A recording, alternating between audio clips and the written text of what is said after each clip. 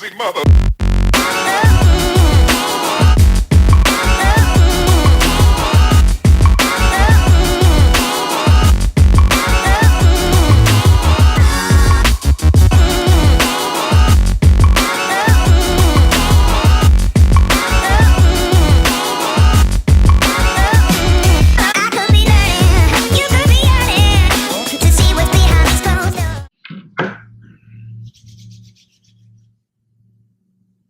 Alright, so obviously we're not in the car today. Welcome to the daily vlog. Today's, some of these,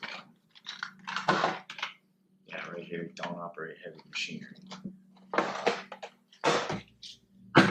So I deem anything heavy as anything I can't lift myself. So guess what? Yeah, the Trailblazer can't lift that. I'm not that strong. These muscles aren't that big. Yeah, we have the Corvette, although that is super light. I can't even lift that. That constitutes as heavy too. So they're both machines. So homesick again. Yeah. So let's talk about what's right over here. For those of you who saw the live update, obviously I've been sick for a few days. We started filming season 2, but haven't aired it yet. So while this is being filmed, obviously season 2 hasn't begun yet. But for those of you watching the live updates, you saw a sneak peek of this miraculous device show up. So yes, we got a few upgrades. Well, after some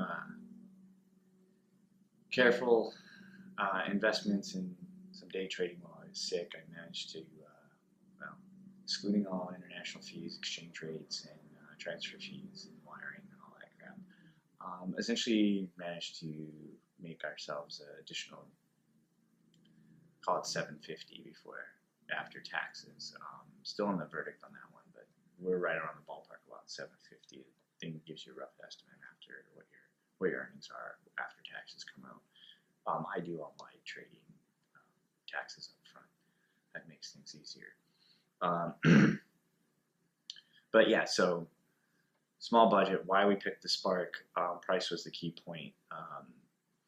The package, or the Fly More package, as you see here, it's the Fly More combo here, right here. Yeah, Fly More. Right.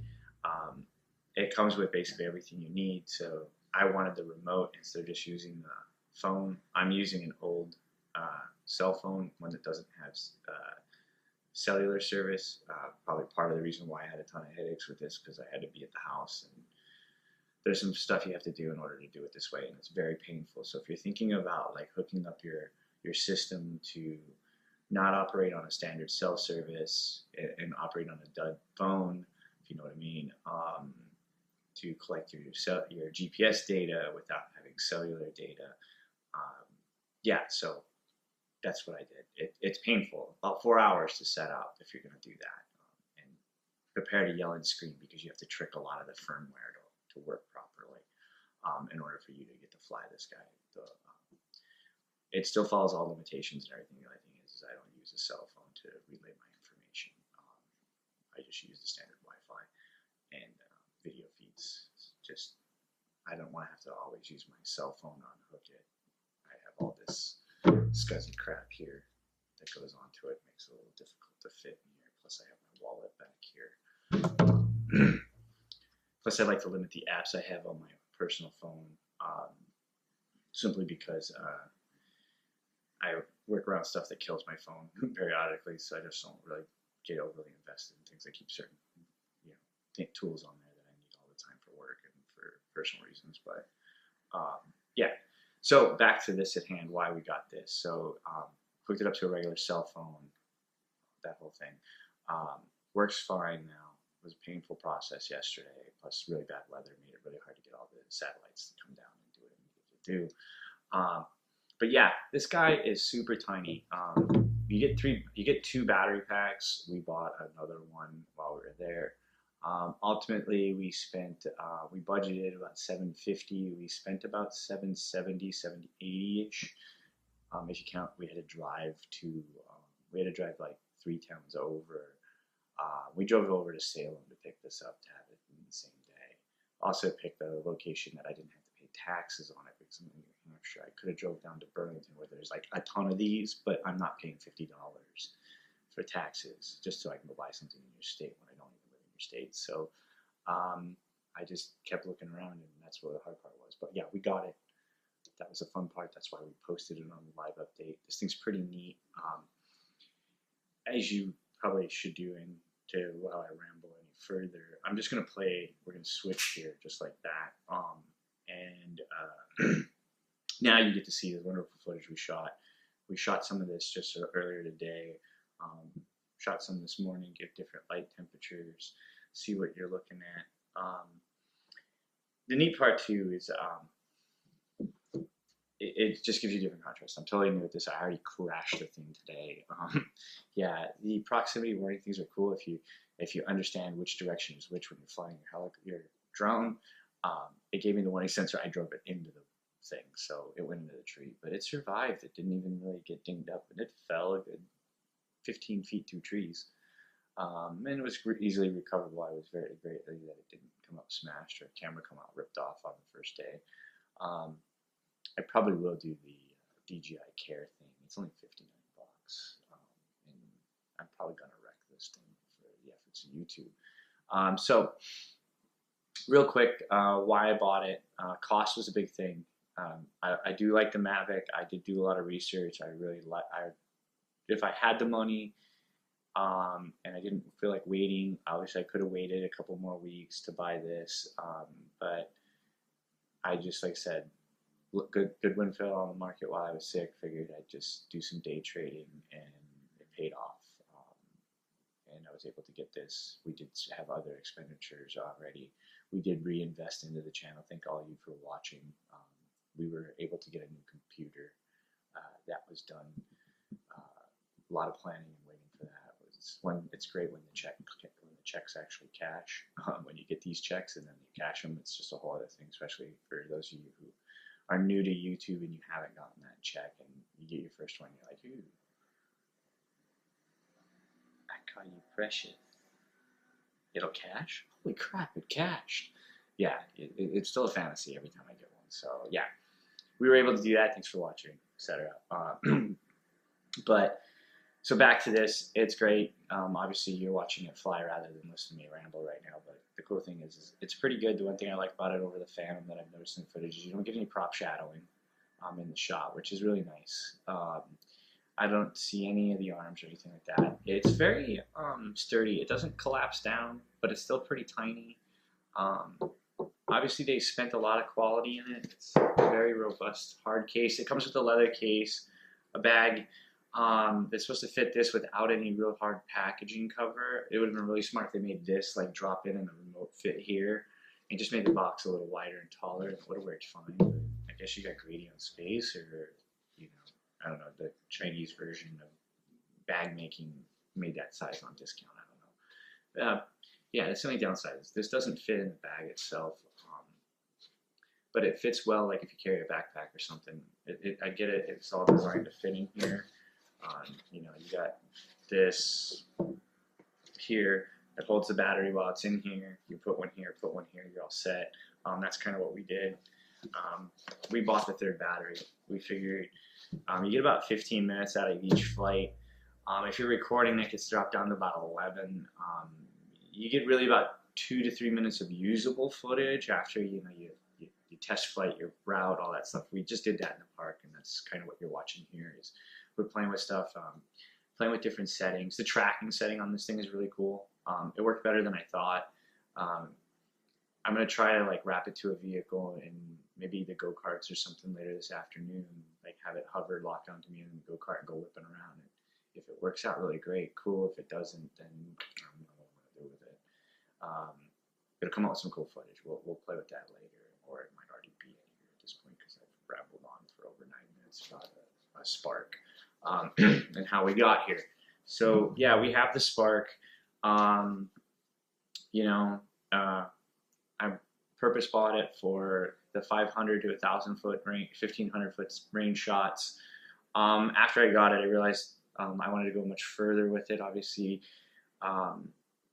hopefully by now in footage you're seeing, maybe I'll fast forward it to the point where I shot over the river, but we were at the baseball field, which is really cool.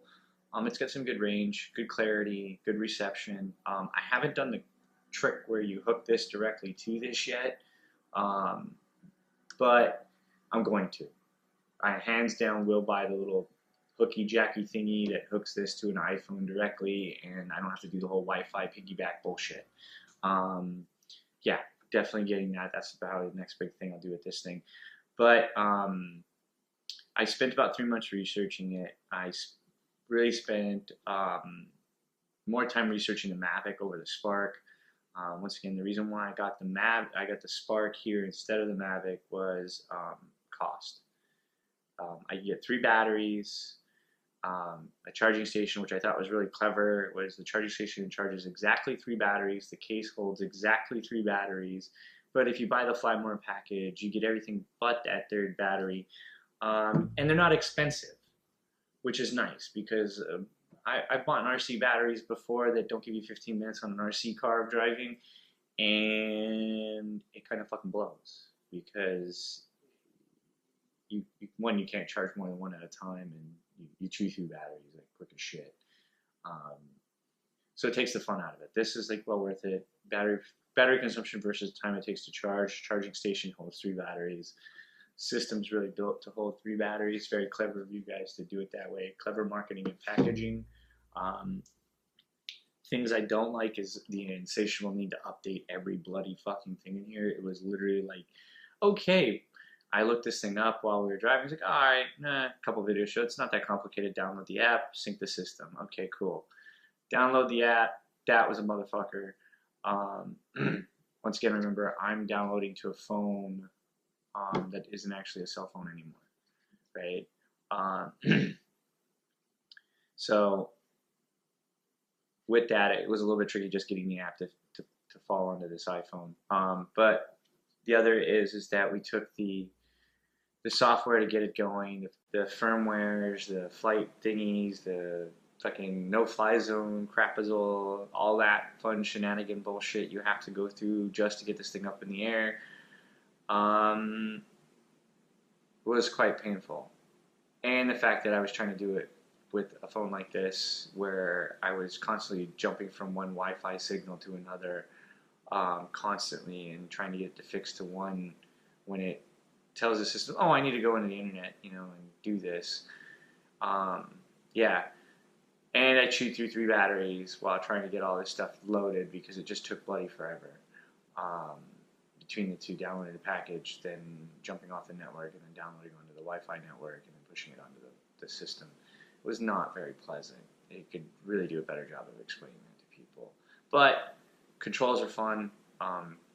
Was it worth about kicking this thing out the door and yelling bloody murder? Pretty darn close.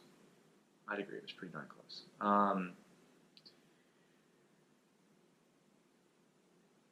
And the sorry, just trying to crack my back here. The camera on this is obviously pretty good. You look at the quality, you can see down pretty good. You can see my face in some of these. Yeah, I'm ugly with it. I don't have my sunglasses on. That's why I wear sunglasses.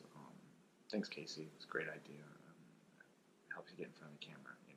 As Dead Mouse put it, if you can't stand being in front of or staring into a crowded audience staring at you, get used to wearing a fucking helmet. I'll get used to wearing sunglasses for now. But yeah. So we did that rock and roll here. Hope you guys enjoyed it. I'll get more footage of this. We plan on using this, probably doing maybe a drone video weekend, especially when winter upon us. It'd be nice to get some like snowfall flights or something. We'll see how robust this thing is. It seems pretty rugged. I like that it doesn't collapse. It's tiny. And no one takes you serious with this thing. It looks like a little toy versus you see these guys who break out these phantoms and like, you're a phantom. I'm going to do some serious aerial photography here. Yes. We fly. Yeah. No, this is like, you pull it out there, people look at it like, oh, what's that cute little thing flying? Oh shit, that's a drone. Yeah. It really is just that purpose. So, serves its purpose. We'll have some fun with this. We'll see how the go-kart thing goes, and we'll take it from there. So thanks for watching, and remember to work hard and play nice.